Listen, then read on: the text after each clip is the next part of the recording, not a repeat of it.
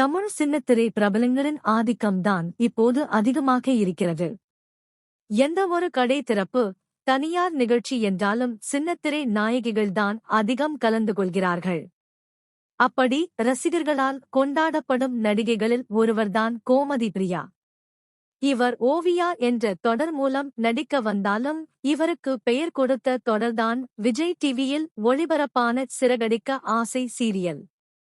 இதில் மீனா என்ற கதாபாத்திரத்தில் நடித்து மக்களின் பேராதரவை பெற்று வருகிறார். கோமதி பிரியா சிறகடிக்க ஆசை சீரியலின் மலையாள ரீமேக்கான செம்பனீர் பூவே என்ற தொடரில் ரேவதி கதாபாத்திரத்தில் நடித்து வந்தார்.